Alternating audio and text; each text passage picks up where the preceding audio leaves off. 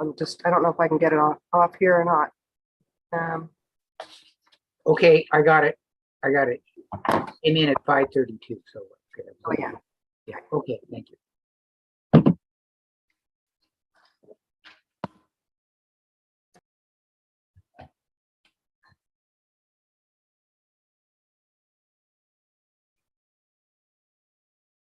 Are we live, Tanya?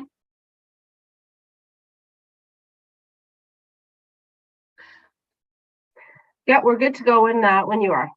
Thank you very much.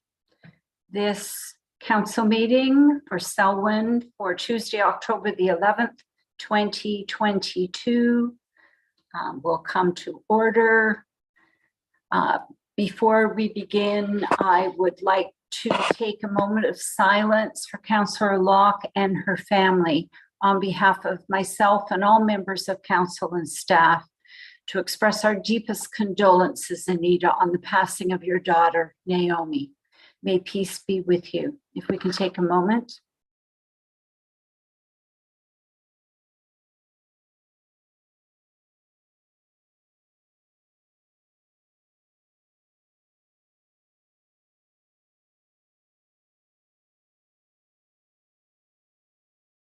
Thank you. Anita, you wanted to say something?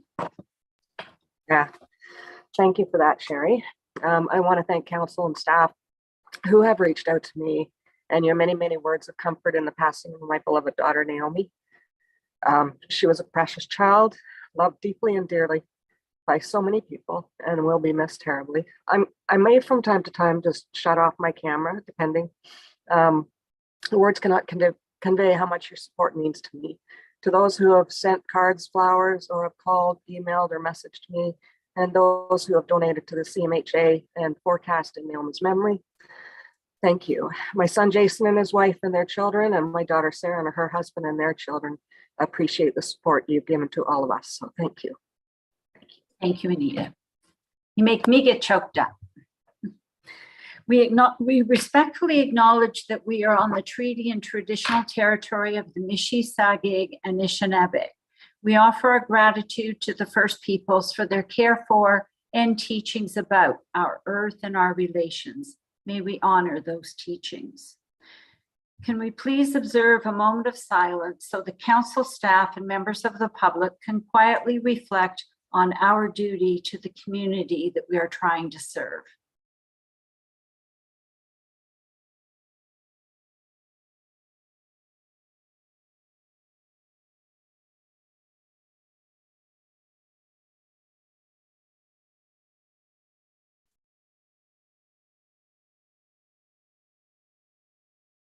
Thank you. Members of the public, staff, presenters, and members of council, please be advised that meetings are broadcast and recorded and are made available on the internet. Is there any declaration of pecuniary interest in the general nature thereof? Seeing none, can it please be noted in the minutes? Our minutes for the meeting of September 27th, 2022. Can I have a motion, please, to adopt them? Donna and Anita, all in favor? That's carried. Thank you. Is there any discussion out of the minutes? Seeing none, we'll move on.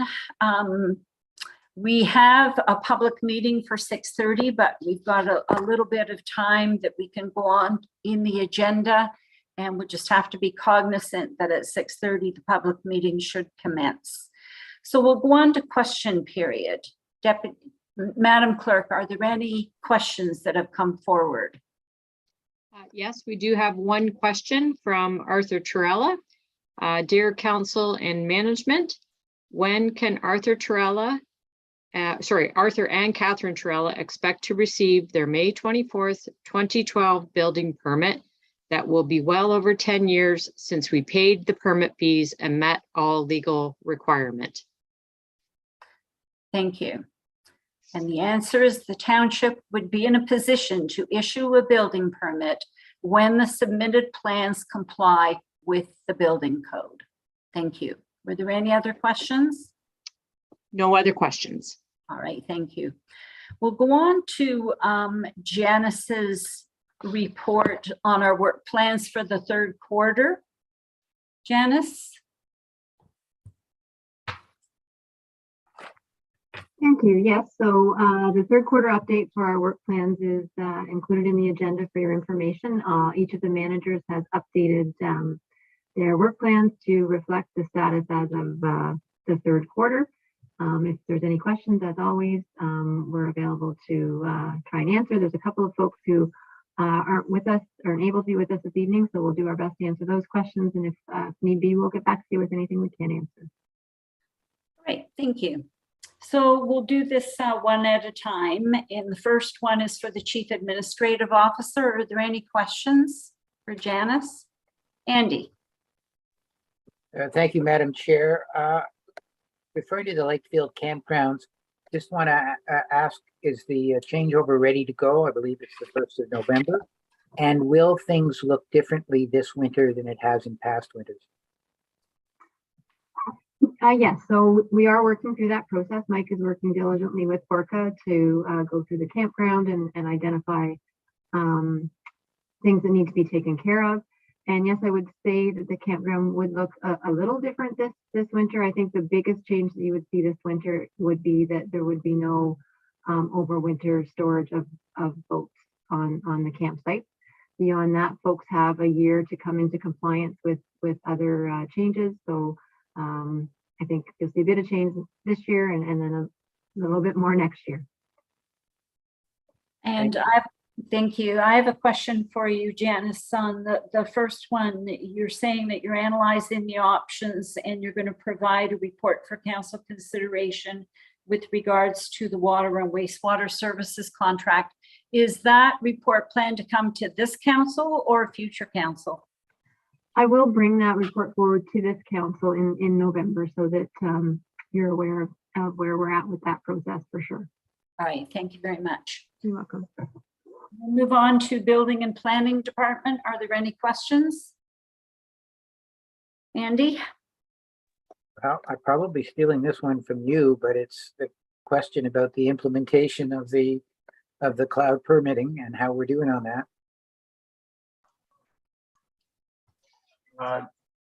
Through you, Madam Chair, Andy, we have done a soft launch on the minor variance applications effective for October 1st. We are working our way through that. The public facing end is sort of complete, and we're working through some changes and updates to the system on the back end to make it more user friendly for staff.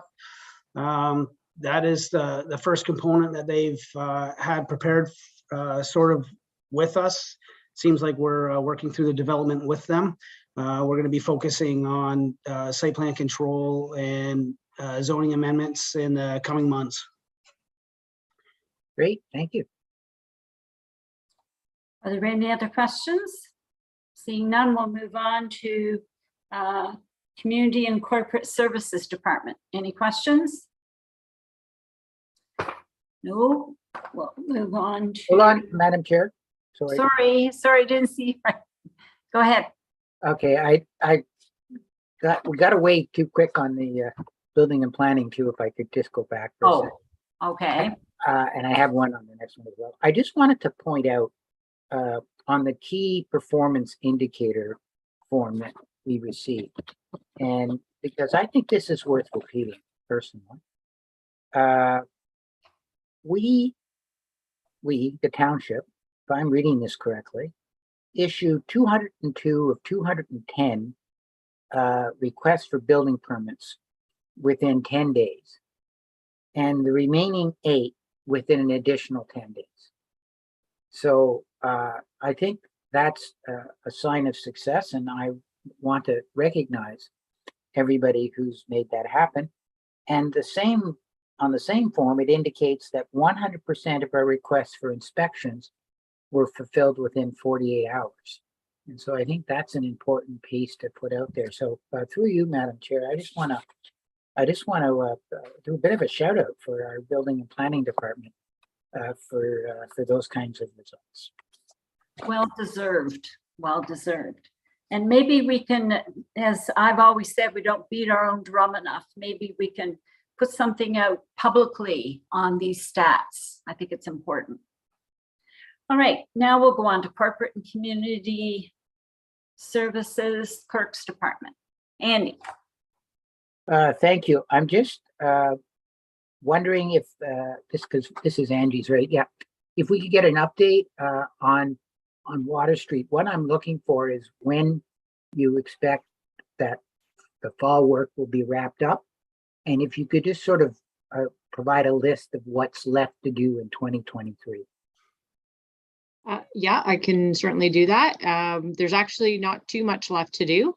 The sidewalk, there's some sidewalk work that is remaining. There's also a storm basin or storm outlet that has to be installed near Hendren's Funeral Home. And some of the driveway repairs have to be made, and some work at the boat launch as well. So that will pretty much complete phase 1. Phase 2, then of course will start in 2023.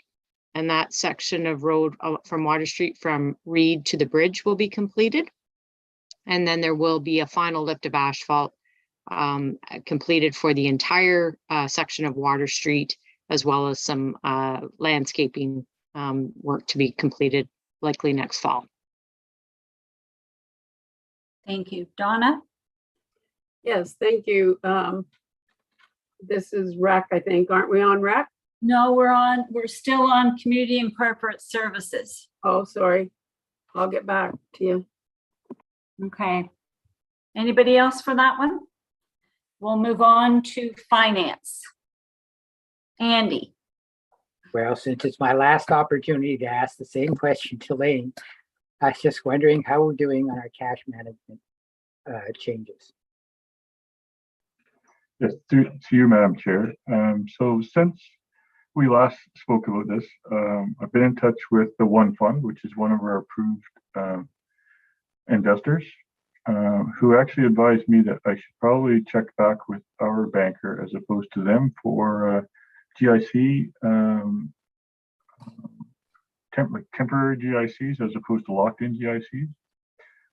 Have had those discussions with our banker, and we're working on a letter of direction with specific amounts that can be invested.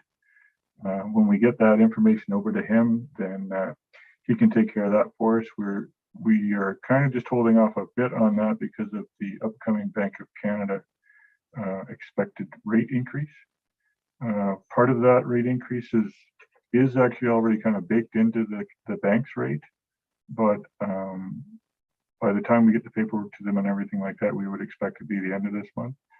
Because it's a variable GIC, we may get some investment before then, and then it will increase anyway when the bank goes up. But that's the game plan at this point is hopefully by the end of October, we'll have some GICs, whether they're locked in or variable, for a period of time. Thank you, Lane. And Lane, I have a question for you on, oh, sorry, Jerry, go ahead. Thank you. Through you to Lane. Lane, I don't have a question, but I thought I'd get your heart racing, as it always does, and you'll turn multi shades of red, but this is my last opportunity. So yeah, no question. Carry on. All righty. On page 3 of your report, you talk about the technology project for the MS Windows 365 and the new phone system, and that you're hoping to get it done in 2022. Will that happen? Yes, through you, Madam Chair. We're actually just working through the final stages of the phone part of that 365. So we'll hopefully give some direction to them later this month. And then the next stage is rolling out the use of Teams. So Microsoft Teams is a component of 365, should provide a lot more functionality for in-office meetings virtually, ability to quickly do that, and another avenue besides Zoom to be able to do that. And it's just more incorporated into our Outlook calendars and different things like that. So that would be the next stage in Q4.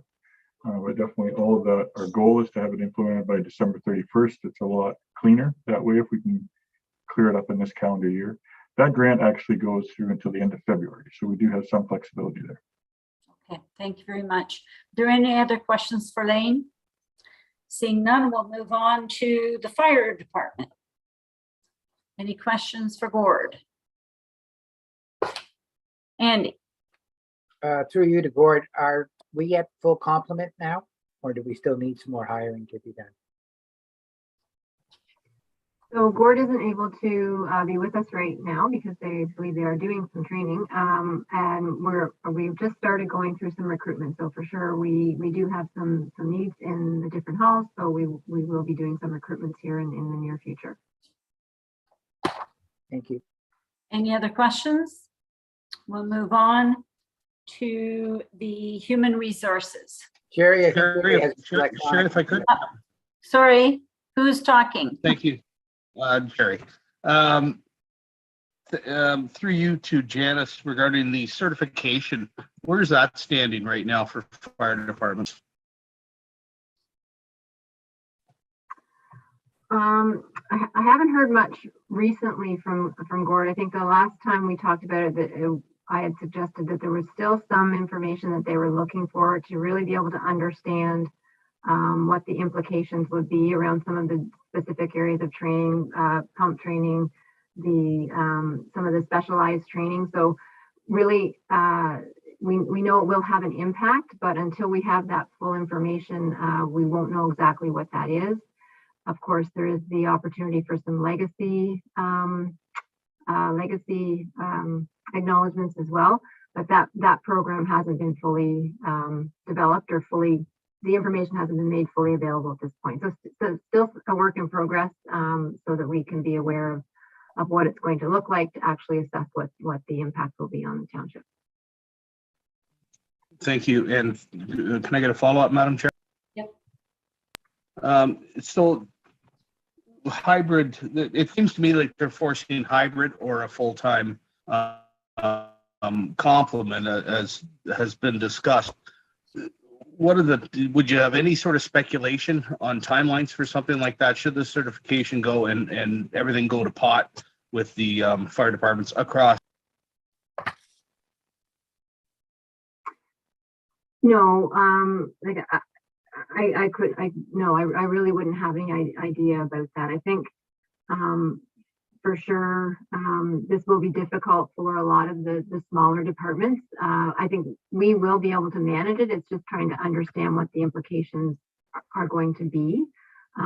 We have had a very good training program in place, and it's just working, to a degree to have some of that recognized by the fire marshal.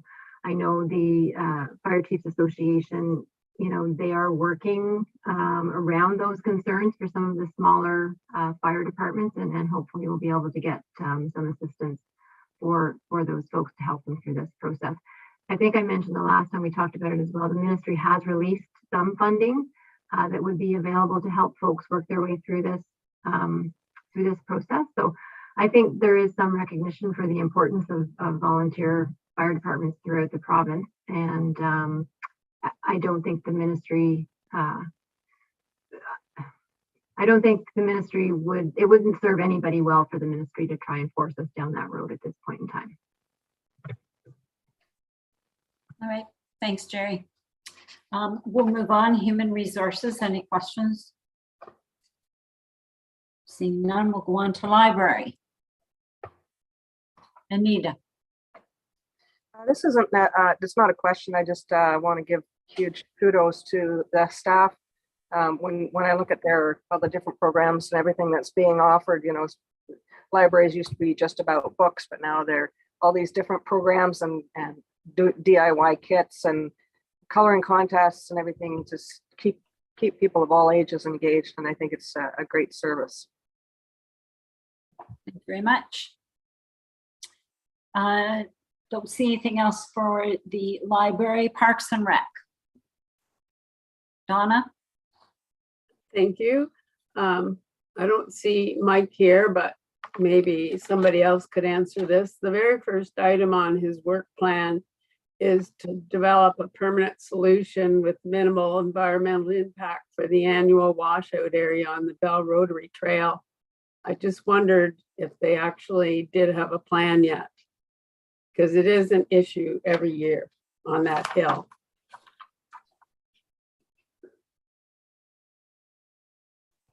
Hi, Donna. I will double check with Mike on that. I know that he was working with Scott Schufelt from the Public Works Department to discuss some options, but I honestly am not 100% sure where they're at with that. So I will follow up on that question. Okay, thank you. Or maybe Rick is unmuting himself there, so maybe he has some more information for us. Go ahead, Rick. Yeah, they put some screenings on it there last week. Now, I haven't got in to see how it turned out, but we had a skid steer running, so we cleaned up the trail there, and then the little trail there on back of Woodland and Summer Lane was put screenings on it too. Okay, and Jerry, you had your hand up? Yes, thank you. At our last trails meeting, they were talking about that, and they're going to go with a wishbone design down the edge of the trail, going down the hill, which will help retain the water help remove the water and not do the washout on there. There was discussion over logs or square cut timber. We're going to go with square cut timber, and that should prevent what we're doing. The problem is if you pave it or put a hard top surface on there, it's just going to go down and blow everything out down below the hill. So all you've done is move the problem to a flatter surface. But with the wishbone design, it gets rid of that water off to the side, which will be the best play for there. So unfortunately, Mike's not here to explain that. My version's probably a lot shorter than Mike's, so you're welcome. But this wishbone design will work. Okay, and Donna, you had your hand up again? No, I was just going to thank him. Okay, thank you. All right, I have a question actually with regards to the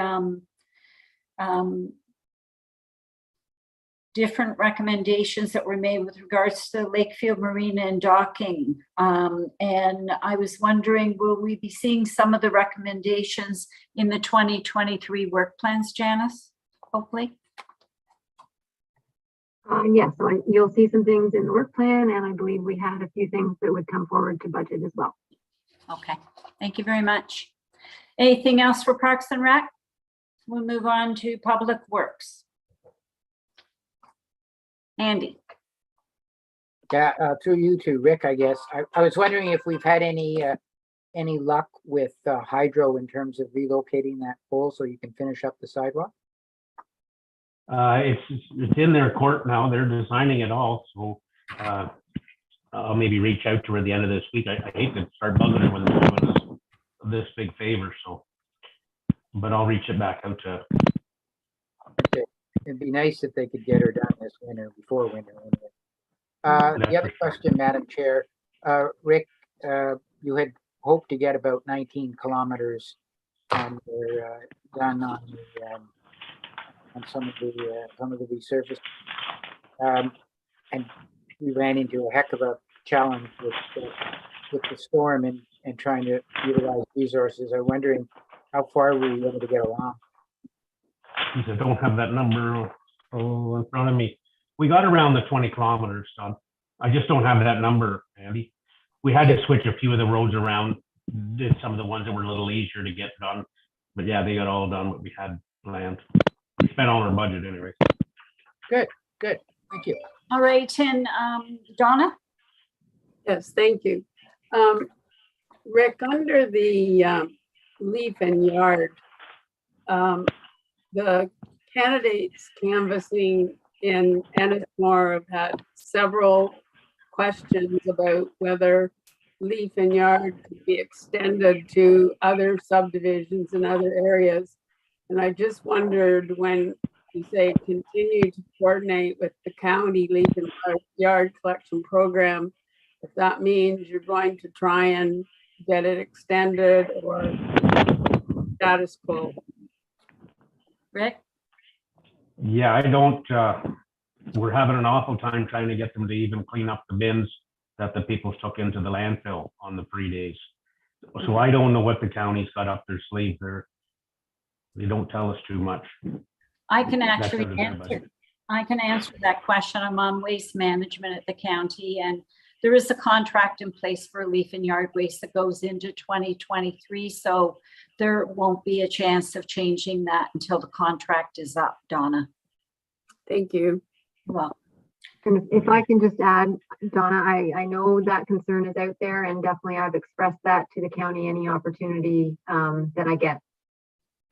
and as do I. Thanks, Janice. All right, can I have a motion for the recommendation to receive this report? Andy and Anita, all in favor? That's carried, thank you. We've still got 5 minutes, so Lane, we'll move on to you. Second quarter financial statement, sir. Sure, to you, Madam Chair. Just a few comments in the third quarter cover report. Hopefully that was beneficial for council to take a look at. Definitely some accounts that we're going to be over budget on, so we'll be dealing with between the CEO, myself, and managers taking a look at those departments and seeing what we can do to mitigate that. Definitely some of the areas of concern at this point would be winter control because of the price of sand that's coming in. So pretty much assured that we're going to have to be looking at our contingency reserve there and pulling money in to balance the budget. Some concerns as well in the building department, just based on our new methodology for calculating building permit revenues. So I'll be working with Robert on that to look at the history there, but going back instead of a dollar value, looking at square footage of construction back over the last few years and then trying to come up with a proper budget for next year. But hopefully those comments were helpful to council, and if council had any more questions, I could hopefully answer those. Are there any questions for Lane? Andy? Lane, it would appear that we're going to run a deficit at both arenas. Are you looking for it to be similar to what it was in previous years, or are we looking at it being a little bit larger? At this point, it looks like as long as everything remains open and things are going through to the end of the year, that we would be within budget, which, as you've pointed out, does have a deficit there. We follow the same course of action. We carry that deficit forward and then use the Ontario Municipal Partnership Fund to clear that out next year. It seemed to me, and I could be wrong about this, that the revenue on the Lakefield side is a little bit lighter than we would have expected right about now. As part of that could be the later start, because we definitely, as council be aware, we didn't start up, but it's going to benefit us a little bit more later on in the year, but hopefully around that Christmas season, things should end up coming on stronger. In discussions with Mike, we're not kind of foreseeing any major issues at this point for this year's budget. Okay, and the last comment, Madam Chair, was it's important to point out that and as Lane said, we've got to get used to budgeting the new way that we're doing our building fees. Having said that, however, it's important to note that our construction value is 33% higher this year than last year. So we're seeing a significant amount of building. I can't find the form in front of me, but I think we're talking about 33 million. Maybe Robert's still on the line, but for some reason that's the number that's in my mind. Robert?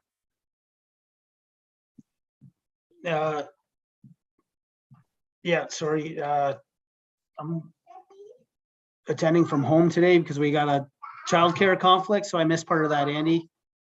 Just trying to get the third quarter total construction value, I thought was 33 million. Is that? Now I can't seem to find it. Be on the building and planning report.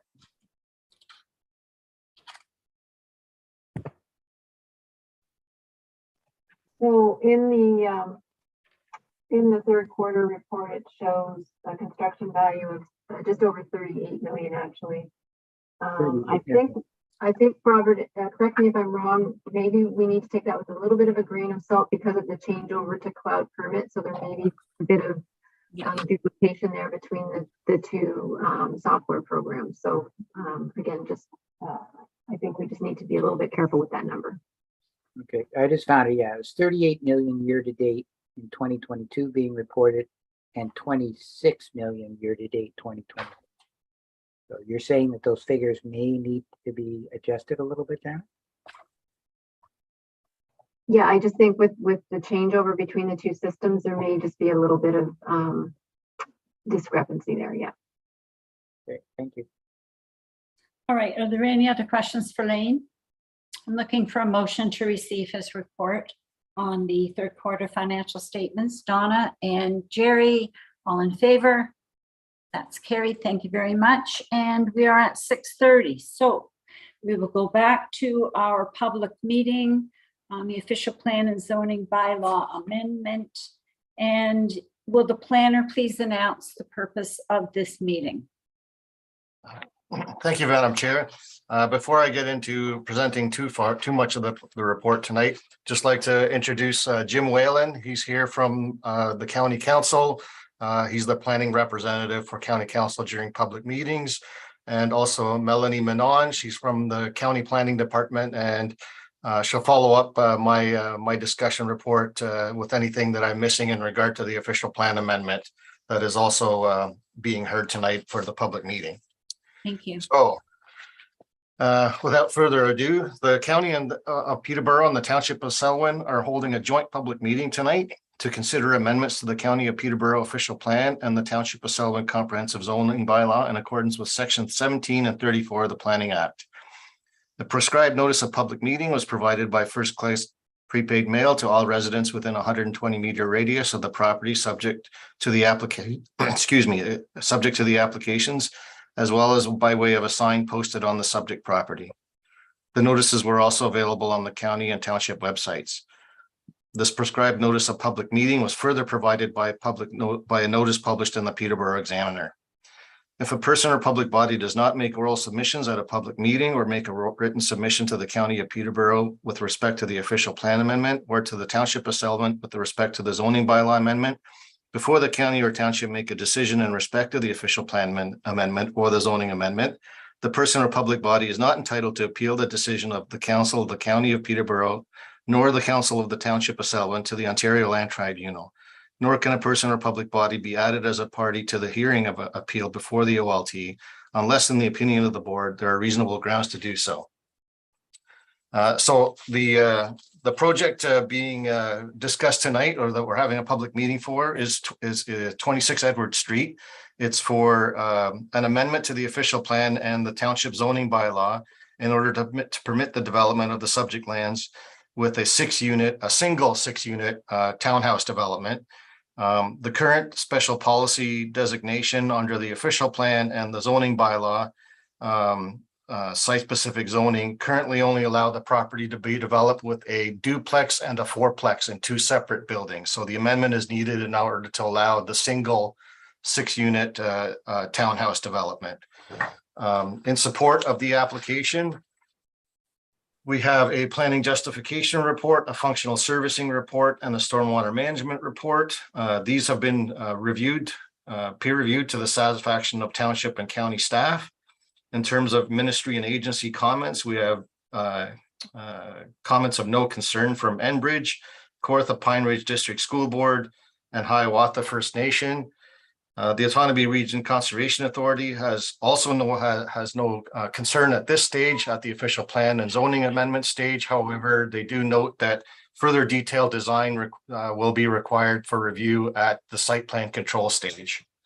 In my report, I outlined that it is my opinion that the application meet the and conform to the provincial plans and policies, including the provincial policy statement and the growth plan for the Greater Golden Horseshoe, as well as I find that the applications conform to the county and township official plans.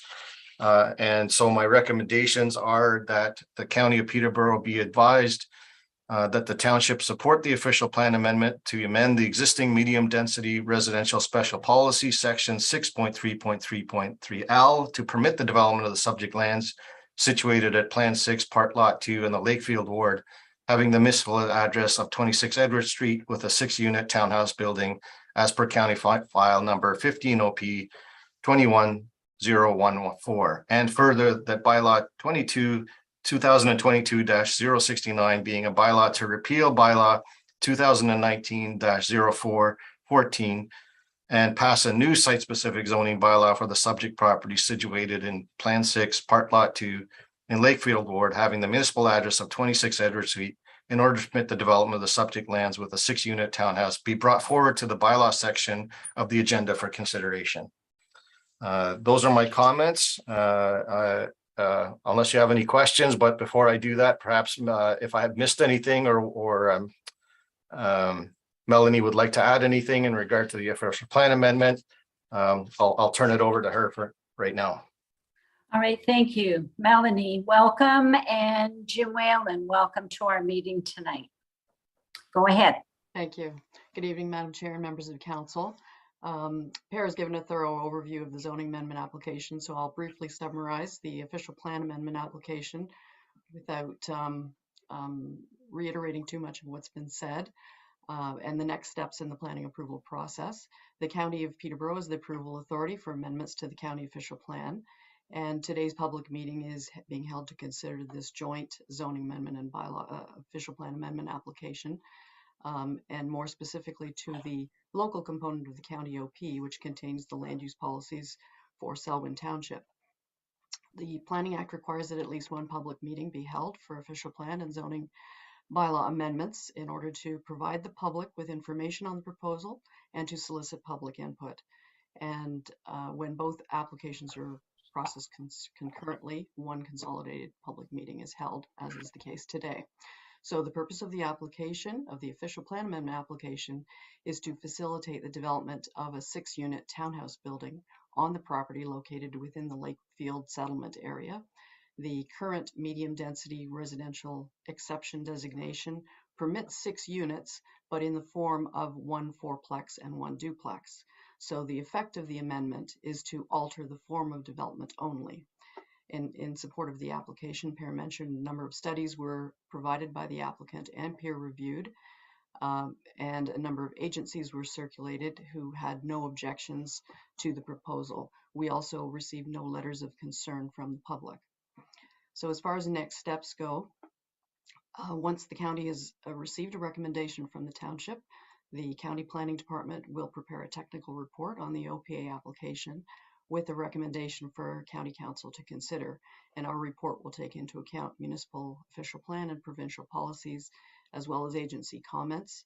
When county council has made a decision, a notice of decision will be provided in accordance with the Planning Act, and that decision will be final if there are no appeals within the 20-day appeal period. And I would lastly reiterate that a written request must be made to the county if any member of the public wishes to receive a notice of decision for this application. Thank you. Thank you very much. Now, are there any proponents to the application to speak in favor of it? I understand we have Tom DeBoer who has joined us, who's the agent. Would you like to say anything, Mr. DeBoer?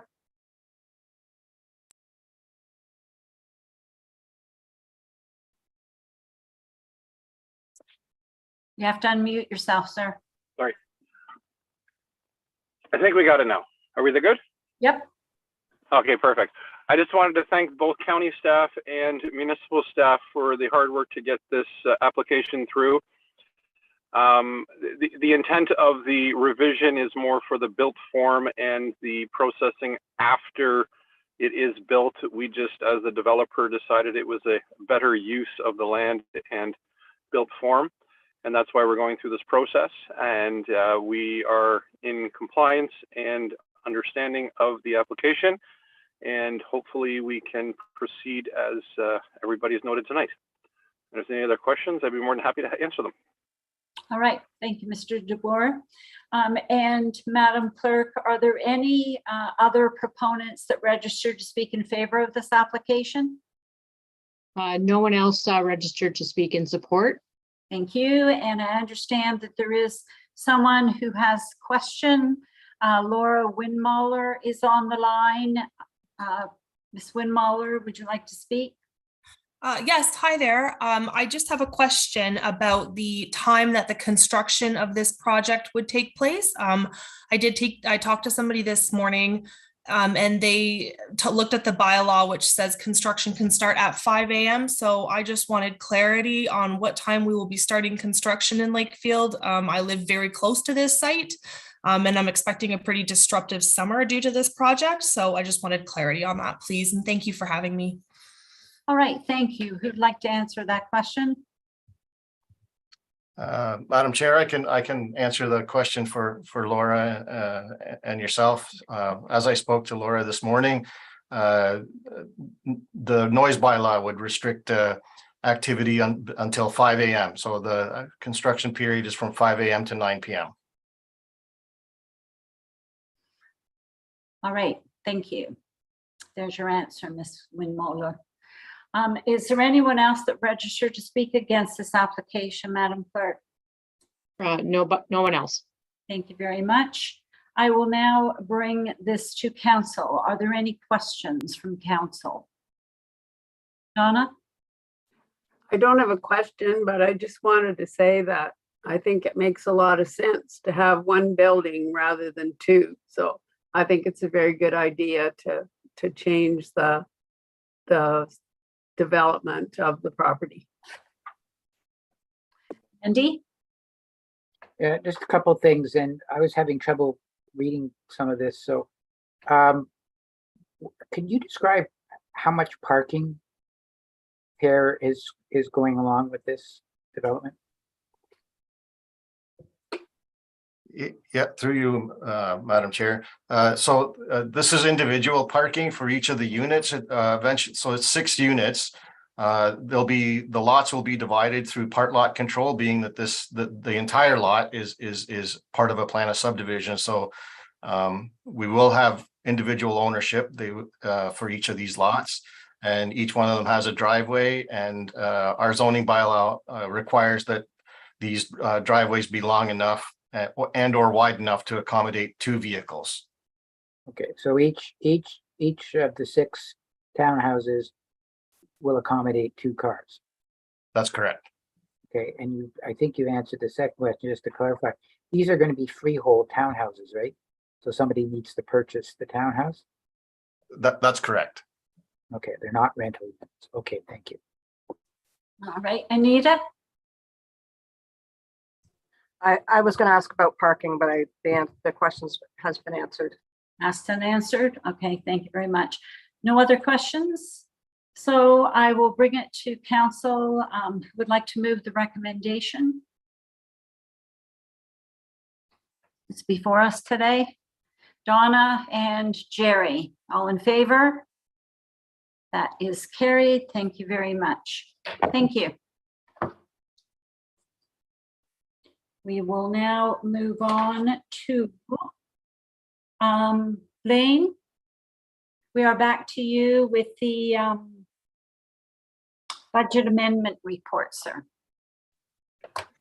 Yes, through you, Madam Chair. This is a kind of a housekeeping amendment for the budget, just for presentation purposes. As council's aware, we're in a lame duck session right now, so this wouldn't actually change anything that hasn't already been approved by council previously. This is just a process where we alter the presentation of the budget document when it actually gets finalized at the end of the year. So council's seen these before.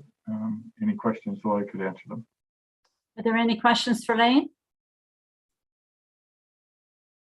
Seeing none, we'd like to move the recommendation to receive. Andy and Anita, all in favor? It's carried. Thank you. We move on to Kim Berry. Organizational policy updates. You're muted, Kim.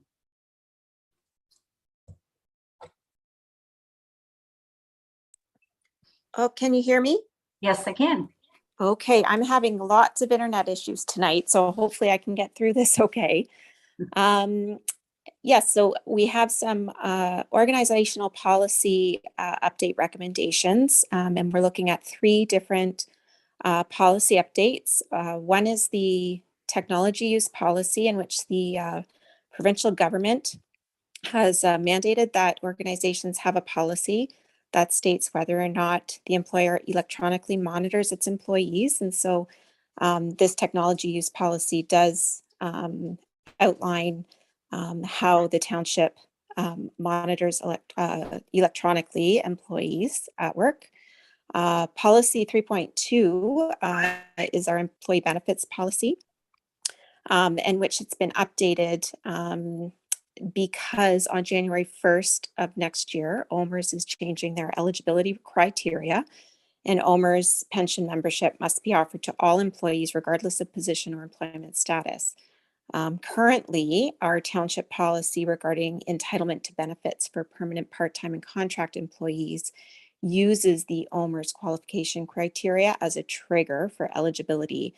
And so as a result of the upcoming change to OMERS pension plan eligibility, in reviewing this policy, we're recommending that the eligibility for the benefits program be provided for permanent part-time employees after successful completion of the 6-month probationary period. And finally, the third policy that we are looking to amend is the clothing allowance policy, which would simply update the uniform entitlements for the new position of deputy fire chief. So if anybody has any questions, I'm happy to answer them. All right, Andy, you're first. Okay, first on policy 3.2 employee benefits. So I just want to make sure I understand this. What OMERS mandates is that we have to offer it, but as a township, we can choose the time frame in which that offer is made. Am I hearing that correctly?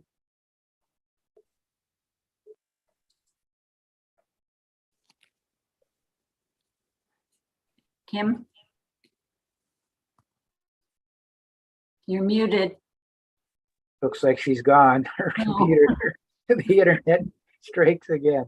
Yeah, she's having a lot of issues proceeding. I'll try and answer that. So for OMERS, the change requires us to offer OMERS immediately upon employment, rather than having these eligibility criteria that go out 2 years from somebody's employment. So with that change, because we use those same criteria as a trigger for our offer of part-time benefits, or benefits to our part-time employees, we took the opportunity to look at that trigger because it really wasn't in play any longer with the OMERS pension plan, and just are recommending a change so that it would just be permanent part-time employees who would be eligible for benefits. They would still have to pay the 50% of benefits, and they would become eligible after a 6-month probationary period.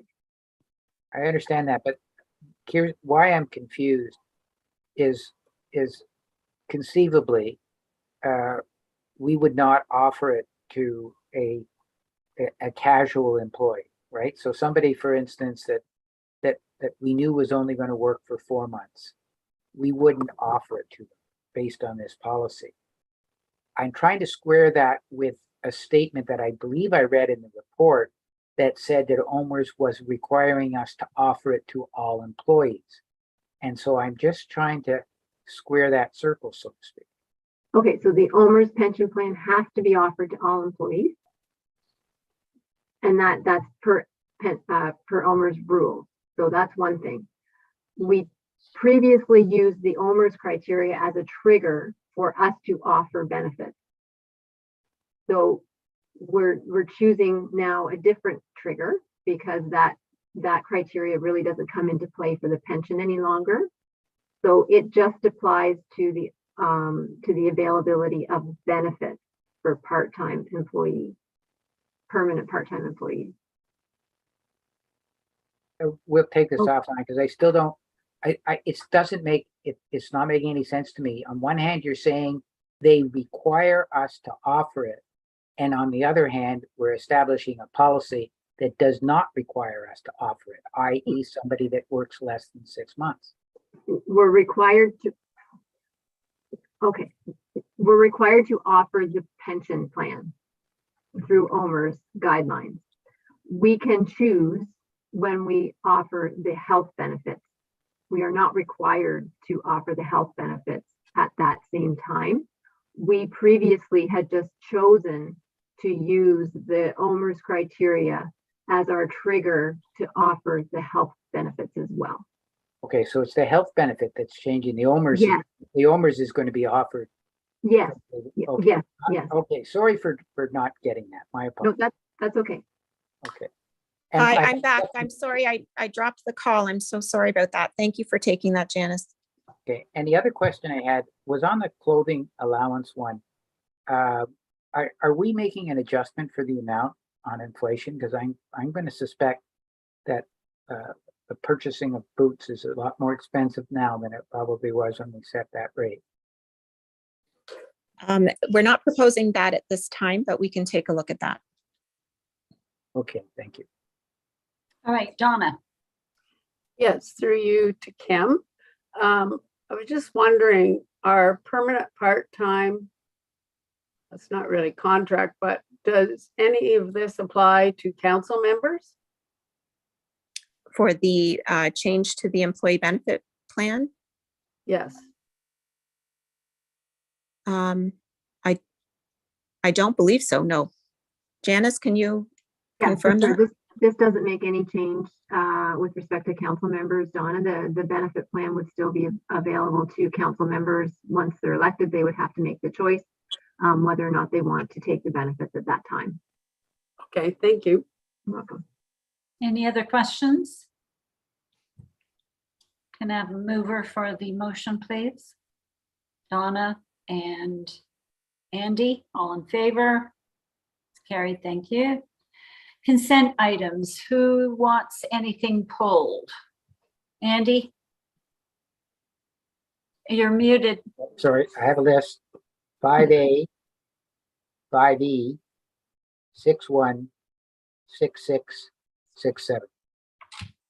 6-1, 6-6 and 6-7. 6-7. Gotcha. All right, Donna?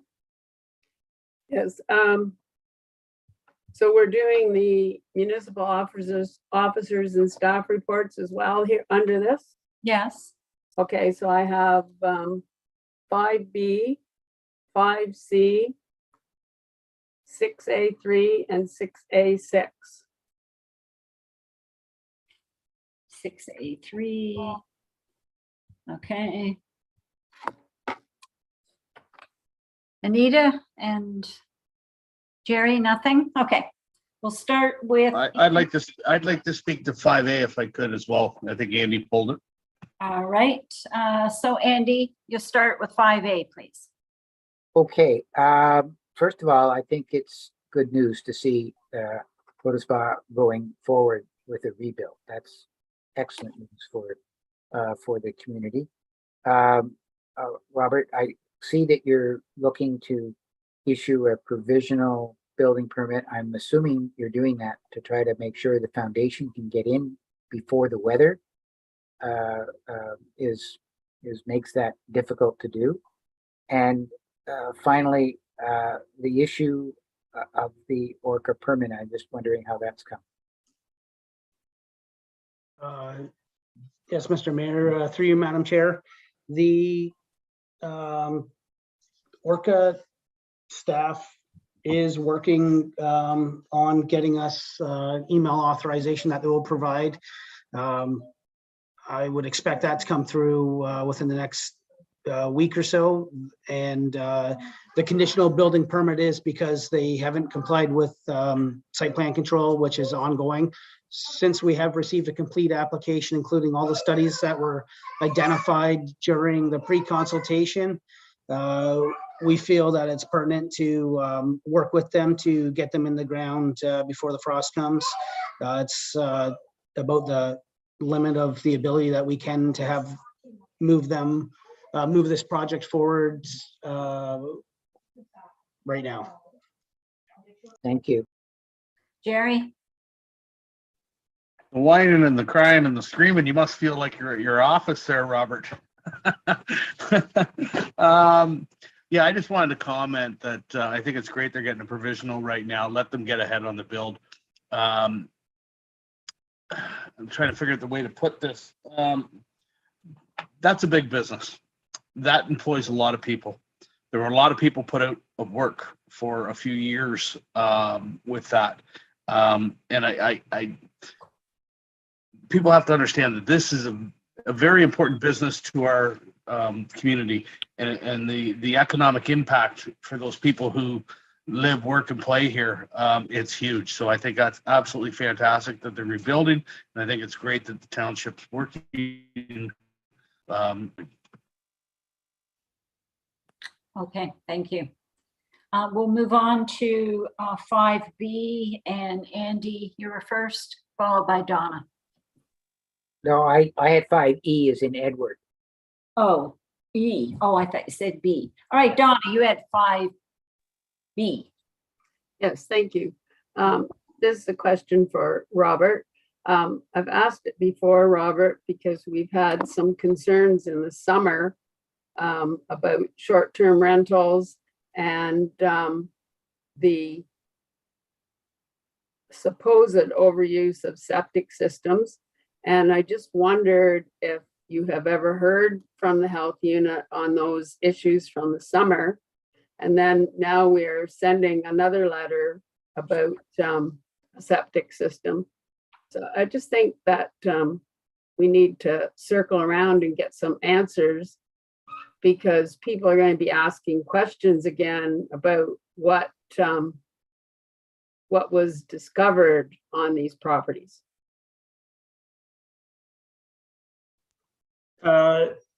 Yes, Councillor Donna, through you, Madam Chair, we have received response from Public Health on 5 of the properties that were identified through the short-term tracking and enforcement reporting that we've done. 2 of the files have been closed by Public Health, and 3 of them are still being worked on. They didn't give me specific examples as to the closing of the files, but they have indicated that they've completed and closed 2 of the files, and they're still working on the other ones. Okay, well, that's good information. At least we know that it's being looked into for sure. Thank you. Thank you. All right, we'll move on to 5C. Donna, you had that poll. Yes, this question is to Lily. And one of her points was we'll be engaging the public to determine interest in the food cycler pilot. And I think I did bring this up to Angie. I had some information on the food cycler.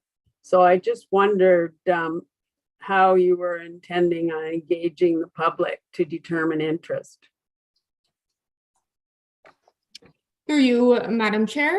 Yes, so I spoke to the food sector pilot program on my report to council on September 27th, but we do plan on engaging the public to determine interest in a pilot program of food cyclers. We're looking at doing some awareness on social media, as well as putting some information in the spotlight ad, which I believe goes through the Lakefield Herald. And we would just ask that the public reach out to me if they were interested, and they'd be put on an interest list until we determine if there's sufficient interest to move that pilot program forward. Thank you. Do you have any idea in the cost per person or per family or whatever? Do you know about that yet? Yes, we do. Through you, Madam Chair. So the pilot program would be very similar to pilot programs done by neighboring municipalities. So the resident would pay $150 for the unit. It's $169 including tax. Thank you. Okay, thank you. We'll move on to 6A1. And I believe, Andy, you pulled that? I had 5E first, Madam Chair. I'm sorry? 5E is in Edward. Oh, sorry. Go ahead. Okay, and this to Kim, and it's an observation and maybe a bit of a question. You described the recruitment process for, I think it's our asset management person. And if I read that correctly, you said we had 13 applicants.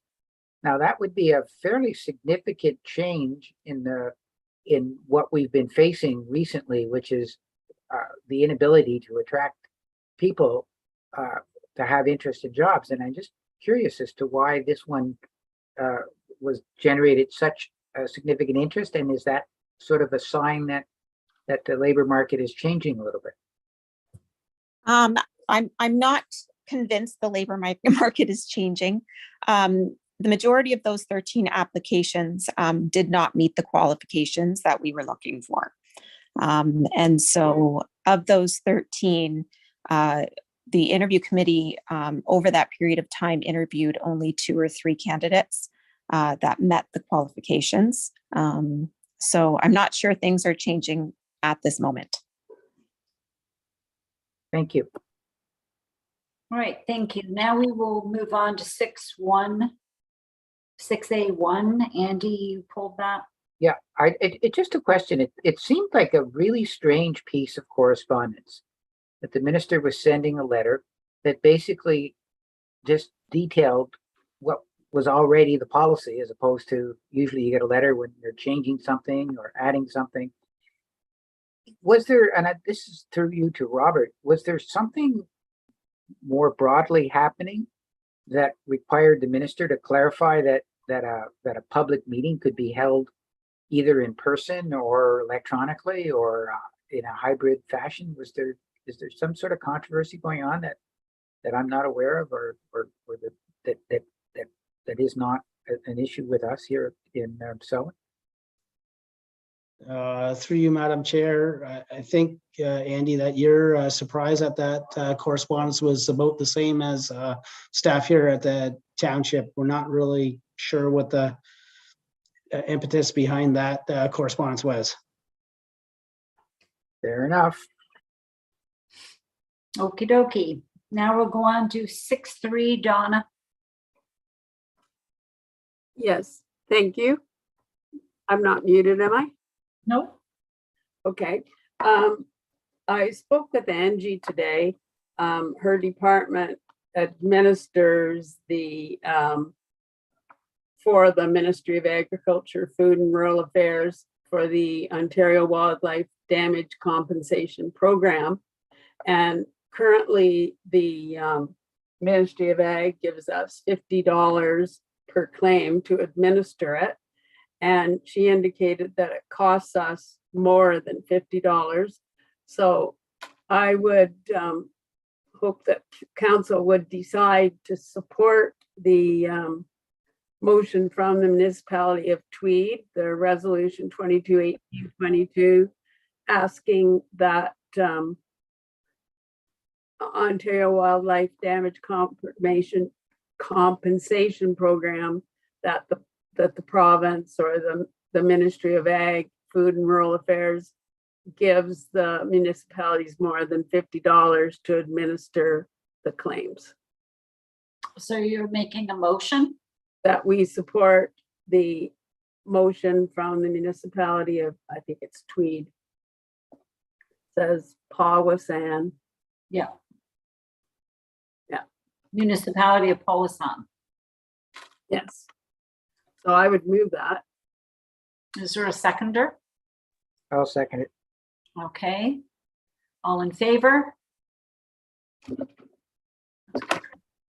Jerry, did you have comment or you're just voting on it?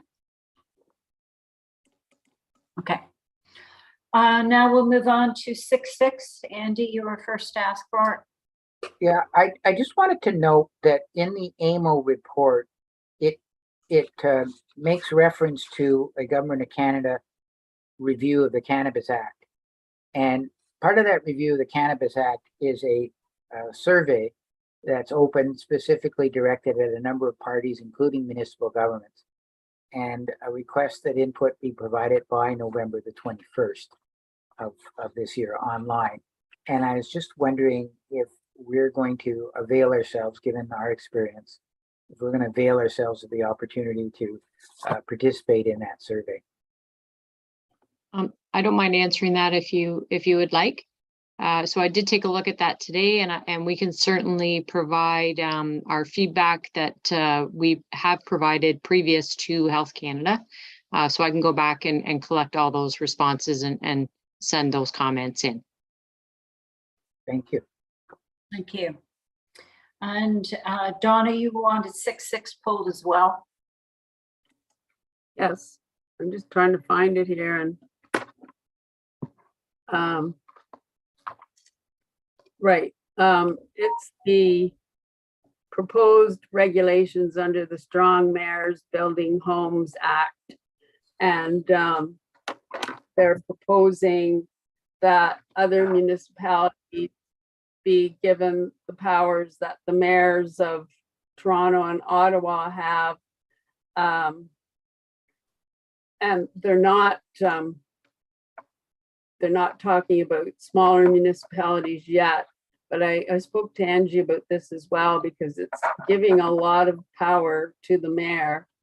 And I think if it ever came down to smaller municipalities, it probably could be potential source of problems and financial issues, because we would probably have to pay our mayors more money. So she suggested that we just direct staff to send an email to the there is a link on the website to just indicate that if they are considering to move down to smaller municipalities, that we would want a fulsome consultation period with the municipalities and the public. So I would make a motion that staff do that as well. All right, is there a seconder? Anita? Discussion? All in favor? That's carried, thank you. All right, that was all that was requested to be pulled. So can I have a motion to receive the consent items on our agenda? Andy and Donna, all in favor? All in favor, that's carried, thank you. We will go on to the council portfolios. Donna. Thank you. Just remind council that the date for the official launch of the makerspace has been, well, it was supposed to be this morning. So you probably know that it's changed until Friday at 10 a.m., 10 to 11. This was because of a conflict in Dave Smith's schedule. So that's Friday, this coming Friday. And the link, we didn't receive any updated stats because the person that does that is on vacation. And RAC, I'm beating the same old drum every week, would really love to see as many council members as possible at the Ennismore Community Center on October the 23rd, 2 p.m. upstairs to celebrate the 50th anniversary of the community coming together for the first time to build the community center. Okay, thank you. Jerry? Do you have a report? I do. So in Public Works, they're doing Tyndall Bay, as was in the report, in the work plans, in the, as I call it, the forgotten neighborhood down at the end of Feist Bay and O'Connell down there. And finally, they're getting some love down there, as well as on Tyndall Bay, doing some road work and getting everything cleaned up. And they're still doing patching, getting ready for winter stuff. On the Park and Rec, of course, we all know about the Secret Garden and the River Den, fantastic. The Garden Club, again, that Ian Delorier, he did such a great job on that Secret Garden. If you were to, pardon me, just let me shut my ringer off here. If you were to cut Ian Delorier open I think all you'd see is gravel and wood chips from dock boards. I mean, that man lives, breathes trails. It's unbelievable. And then working with him on the committee, he's a certain asset, a great asset. And then the campground's closing up for their final time, and pickleball's still going well. The marina's closed now on the weekend, and everything's running smooth in that department as far as the arenas go as well. So thanks all for all coming to the Secret Garden. And I think eventually there people will realize that if volunteers don't keep going, there are going to be big holes in the community, because the Secret Garden and everything, those Hort societies, the Bridgeman Beautification Committee, the team in Lakefield on the trails, everything they do is free, absolutely free. So that's it for my report. And I'd also like to thank Rick and Mike. I know Mike's not here; he probably had a hair appointment. Rick's here, but they've been great to work with. This will be my last report, I'm assuming, because the next one probably is a fun one. I don't know. This will be my last report with those two guys. So I just want to say thanks. They do a great job. Thank you. And we'll move on to Anita. I have nothing to report. Thank you. Andy? Yeah, very briefly, as you're probably all aware, our COVID risk profile is at its highest level. There's been an uptick in cases, in hospitalizations, test results, etc. The bivalent variant is now available, and there are clinics being held at Peterborough Square. I just wanted to mention, I know Sherry, you might I'm not sure if you're going to speak to it, but the Trent Liaison Committee, the motion that came out of that, the intersection was great, but I saw from the minutes there was a whole set of discussions. I know it's a county committee, but there were a lot of things that impacted Selwyn. So thanks for that meeting, and I suspect you brought up some of those subjects that were discussed. So thank you. And I also just wanted to mention those two announcements last week. They were great, and to also thank everybody that was involved in them. And Jerry's absolutely right. We are blessed with the volunteerism in our community that helps make this a special place. Thank you. Thank you very much. And my report is brief, and it really doesn't have to do with my portfolio, but I just wanted to bring to your attention that the county's changed the name of their awards to Peterborough County Community Recognition Awards to better reflect the awards that are given and the reason why. They're now going to have them every other year, which will be the second and fourth year of a term. And the next awards will be in Duro-Dummer, and the county is purchasing or renting a stage for the event. So that'll be really good for whatever township ends up hosting, because it was always a bit of a problem. And I think the last time that we had them a couple of months ago, I was a little bit wary of falling through. It was not in good shape. So anyway, and as Andy mentioned, we did send a letter to the city asking for the signalization to be brought forward sooner than what the city is suggesting, and I hope that they heed it. They didn't the last time that we sent a letter 2 years ago. Didn't go anywhere, so maybe the county has more clout. I'm not sure. Anyway, that's it for me. Under other new and unfinished business, is there any new business that any council member has? Not seeing any. Okay. We have a couple of recommendations here. One is for Economic Development Business Committee resignation. The recommendation that is before you. Can I have someone for a mover? Donna and Anita, all in favor? It's carried, thank you. And the recommendation with regards to kitchen pharmacy. Can I have a mover for that? Anita and Jerry, all in favor? That's carried, thank you. And we'll go to the bylaws. 2022-069 is zoning bylaw part lot 17, concession 7, Lakefield Ward for 26 Edward Street. 2022-070 EDBC resignation, Garnet Northey. 2022-071 execution of a conditional permit agreement for 1565 8th Line, Rhoda Spa. And 2022-072 encroachment agreements for 66 Queen Street and 70 Queen Street. Can I have someone to move those, please? Andy and Donna, all in favor? That's carried. And a confirming bylaw. Jerry and Donna, all in favor? That's carried. And adjournment. Jerry and Anita, all in favor? That's carried. Thank you very much. Have a good evening. Take care. Thank you, everybody. Bye-bye.